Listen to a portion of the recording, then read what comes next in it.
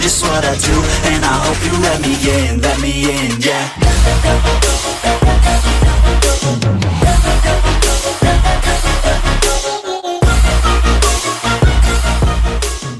Hey guys, ROBLOX here, back with another video, and in today's video, I'm going to be teaching you guys how to drift. So, if you're even clicking on this video, you probably saw the thumbnail, saw the title, and you want to learn how to drift in Midnight Racing Tokyo, because maybe you're good at drifting, but you just want to see, like, how you actually drift. Because there is, like, kind of rules, not really rules, but, like, it's like an algorithm on how you drift. Like, when you do multiplication, you have to stack the numbers for the standard algorithm. It's like the same thing. Like, there's a strategy on how to drift. So right now I'm here with my S13, and I just wanted to take it out here so I could show you guys. This is the complete build so far. I've been adding like a few small things, but it slides too much, so I'm not going to use it for this tutorial here. My last video was on the Evo 3, which is what I'll be using right now. Alright guys, so I'm here in my Evo 3, and I'll quickly show you guys a quick picture on the drifting algorithm. So when you come up to a turn, you want to be going at your full speed, not necessarily like full speed. In Midnight Racing Tokyo, that would be around 100 kilometers an hour. I don't have mine set on miles an hour. I just never cared to change that, so I'm not sure how many miles an hour that is, but 100 kilometers an hour is a great speed to enter in on a drift, whether it's a hairpin or just a wide turn. That's gonna like vary on how you drift. So if it's a very wide turn, like at the start of the downhill on Mount Otsukitog, or the start of the uphill on Mount Otsukitog as well, those two maps have wide turns. And a quick wide turn example here is kind of something like this turn right here, where you turn into it and you're going fast, and you get to kind of like go across the whole entire turn while drifting. And then you hit the brake more when you want to get into like a small little hairpin like that, and you're just kind of like balancing yourself with the brakes and with the gas. So a few things you want to do before you actually start drifting is you want to make sure you're in manual. You can't drift without manual. Here is me on automatic, just trying to drift. I'm gonna get around here real quick. Like, it doesn't like let you not drift, but you just don't have enough control over the car. And if you want to get good at drifting, you want to get good at Midnight Racing Tokyo, you're gonna have to be on manual, or else you won't be able to drift in the game. So the reason, like, specifically why you wouldn't want to be on automatic is because sometimes it shifts when you don't want it to. You want to keep it at like the second gear when you're going drifting, and right there it kind of held on second gear, but it normally will shift up to third, and that's going to ruin your whole entire drift. You want to keep it on manual, so then you can control the speed more. You go faster on manual. If you're in a race, you have a quicker start. And a thing about manual is that you have to learn how to shift, so that's like the only thing that you have to learn. But yeah, that's pretty much it for the manual. Next, you want to have a car that can drift. You don't want to be coming out onto the drift track with a Countach. That will not work. It's a fast car, it's a good looking car. It's not going to work for drifting, and that doesn't mean that every fast, good looking car won't work for drifting. Like, people drift NSXs, but that's not the point. It's just those cars aren't meant for drifting. Something that isn't necessarily meant for drifting but drifts really, really well is the Evo 3, which is the vehicle I'm in right now. It's a Mitsubishi car, so in Midnight Racing Tokyo, it will be in the logo of it if you're wanting to buy it. It's like these three red things coming out. You could search it up, the Mitsubishi logos, just so you can find it easier. But that's pretty much all you need to know before you actually drift.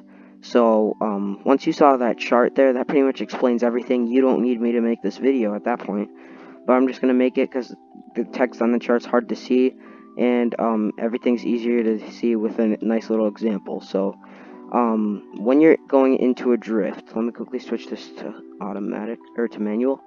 Okay, so I'll just hop onto a turn here. Something like this wide turn. Let me show you how it looks. It's this big, wide thing that goes all the way around there. Something like that is something that you'll want. It's the type of turn that you want to be going at a very high speed. So if I reverse myself here real quick, let me show you what happens when you go too slow.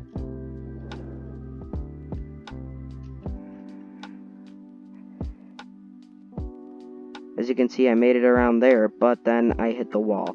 I was going like around 70, which you want to be ideally at 100. So I could have prevented myself from hitting the wall by counter steering, but counter steering would ruin the drift from that point on because I'm like at the ending of the drift. Counter steering doesn't always ruin your drift, but if you're already in like a clean drift that the car just kind of slides in, then you should be fine. So here, I'm hitting the gas. I don't have to counter steer. I'm just turning the same way. And then here is where you'd counter steer. So then you could prepare yourself for that hairpin right there. Another key thing is for smaller turns, you don't want to be going at full speed. So let's just get two scenarios here. We're going right now fast. We're getting set up for this wide turn here. And then right after this turn is a hairpin, and I want to get into this hairpin. So I'm not going to go fast and then hold the brake, and then that's just going to send me flying. What you want to do is you want to lightly slide into it. So the way you'll do that is you'll go, and then you'll turn in, and you want to be hitting the handbrake right around here. Let me quickly show you. You want to be riding on the outside, and then you want to hit the handbrake right about here, and then that'll send you into a slide going all the way around. So that's pretty much drifting on hairpins and longer turns. Like this wide turn here is a hairpin, but if you're just going on like turns that are wider, then that's pretty much it for that. But just the overall way you drift, if you're just looking like you don't want to learn to see all the examples, you just want to like know how to drift, then you want to be on manual. You want to like have all those things that I just said set up, and then you want to drive up to the turn. Right about here, you tap the handbrake. As you just saw in the corner right there, I didn't hold the handbrake. I just lightly tapped it. And then see, I just got like kind of clean into that drift. It wasn't the best. I slowed down at near the end, but it's just about controlling it. When you're in a long turn like that, you need to know how to control your drift. Like here, if I were to actually successfully do that drift right there, that's a small little turn. That's literally nothing, so I don't need to learn how to control that. But for this, when you hit the handbrake, you're like counter steering, like tweaking it and making sure that you get to the end of the turn. And something you don't want to do is just like oversteer. That's when you're driving, and you go into the hairpin, and you just kind of like oversteer and you slide out. That goes back to the first thing I said, which is your car. Some cars aren't meant for drifting, and some cars are, but they just oversteer a lot. Like, it's just whatever car fits you. If a Countach fits you, it's not meant for drifting. It's not supposed to drift. But if it's for you and you drift good with a Countach, go ahead. At the end of the day, it's just whatever car fits you. Like, if your dream car in real life is a Nissan GTR, but you go into Midnight Racing Tokyo and it's not sliding at all, that's because the Nissan GTR 34 is extremely heavy. So, same with all the other GTRs in the game. They don't have a GTR 35 yet, but when they add that, it's going to be another heavy car because it's just heavy. And those cars are meant for drifting. If you got used to drifting with light cars, heavy cars aren't going to work for you. So you can't just go get a car that looks good or a car that you like and go ahead and drift with it, because you're going to have to get used to it. I'm not a big fan of the Evo 3 looks. If it could have body kits, that would be much better, but it doesn't.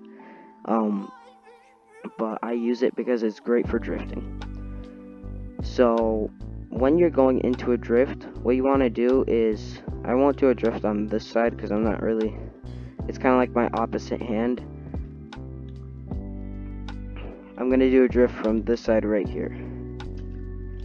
So, you want to be in first gear, and you want to drive up to the turn. Then shift to second, and then right when you're like at this point of the turn, I'm pretty sure this is called the apex or something, but when you get here, what you want to do is you want to hit the handbrake.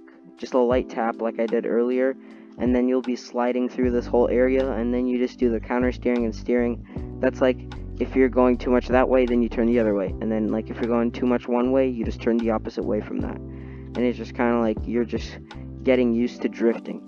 And when you first drift, you want to be drifting on a drift track, which I'm on right now. You don't want to get too used to the drift track, like, because the main roads, they aren't easy to drift like this. You're not just going to slide like this on a main road in Midnight Racing Tokyo.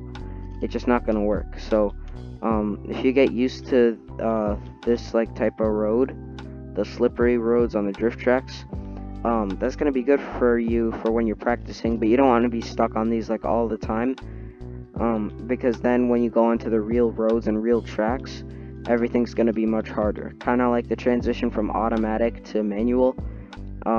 It's like kind of hard if you didn't do manual at first. Kind of the same thing here, except here you want to be on the drift tracks first before you hit the roads. That's pretty much all I have to say for you guys for this video. I'm sure I'm going to get a lot of new viewers for this video because it's a common search, how to drift in Midnight Racing Tokyo. So, to the new viewers, hello, I post daily, and I hope you guys enjoyed this video. So I'm going to quickly hop onto the main road, like one of these, and that was a very small turn, so that's why I didn't make that. I'm just going to kind of show you guys what a drift would look like. Shirakawa Toge isn't really the best map to do this on, but I'm not going to switch maps just to show you a drift. So, pretty much the reason why Shirakawa isn't the best for drifting is because there's no, like, turns that are good for drifting. Like, it's just not a drifting map. Mount Otsuki Toge, that's like everyone's favorite map, and everyone likes that map because you can drift on it, and it's just a chill, nice map. So I'm going to stay in third gear for now, just so I can get over there and show you guys without having to like shift and stuff. But like overall, just drifting's harder without a drift track, because you just don't slide as much. If you get used to drifting on roads, it'll obviously be easier, but yeah. There just isn't many roads to drift on in Shirakawa, so I can't really do an explanation. Oh, like right there. It feels the same when you're going fast, because when you're going faster, you have more control. Same with going slow, though. You have lots of control when you're going slow, like on a hairpin.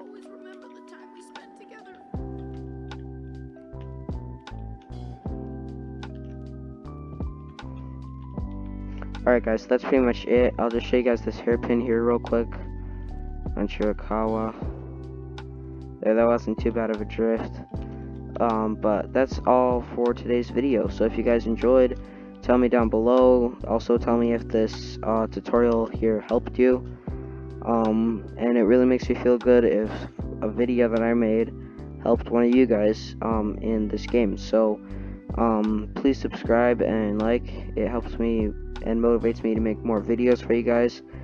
And as always, I'm ROBLOX Voice. Thanks for watching.